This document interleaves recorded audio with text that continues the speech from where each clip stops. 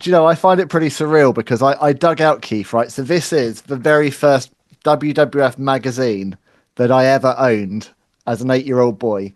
And I bought this issue specifically because it had the feature on SummerSlam 1992. And who wrote this little one? But Mr. Keith Well, Elliot Greenberg. myself and Luigi and Frida. And Lou. Luigi and Frida. That. And But, the story, and I've told this story before. You know, we take today's technology for granted. And I remember in 1992, Lou Gianfrido and I wrote that story. We wrote it at WWE's headquarters.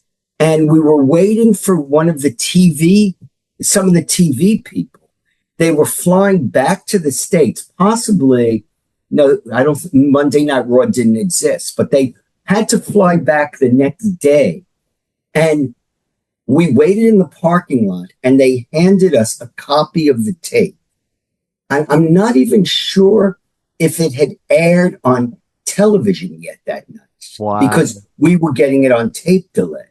So they handed us the copy and Louis and I went into the office and watched the tape of SummerSlam 92, less than 24 hours after it transpired. And we were tagging off. We were each writing portions of the event, each covering portions of the event, but also reading each other's stuff. So we were very much in sync. Wow. Yeah, because of course, I mean, I was so used and I grew up to, as did all my friends here in the UK. You know, this is of course the November 1992 issue of the magazine, right? Reading about what happened in August. That was just the norm. So I was always about two and a half months behind whatever. Yeah, as we all were. Yeah. And that's no different than the way I grew up reading Inside Wrestling and The Wrestler. You know, we were always about 2 months behind. And I can remember going down to Florida to visit my aunt and uncle. And I would watch Florida Championship Wrestling. And I'm like, wait a second, Terry Funk is the champion now? When did that happen? Yeah, simpler times, I think, in many regards. Yeah, yeah. Dare I say, better times. Certainly, I had so much kind of excitement when every new magazine came out because that was my portal into the world of the WWF. And I do miss those days of being excited about that wrestling product.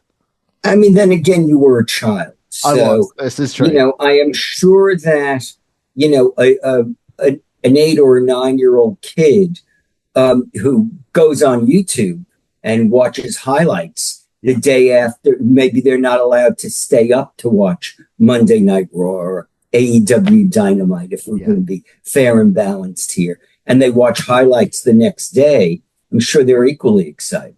Yeah, I'm sure they are. It's when you look back on youth, and it's whatever it was when you're a kid, always has a special place, doesn't it? Yes, it does. And you know, when people say, "Well, you know, what was the greatest period of professional wrestling?" I always say, you know, when you were 11 years old, that was the greatest period.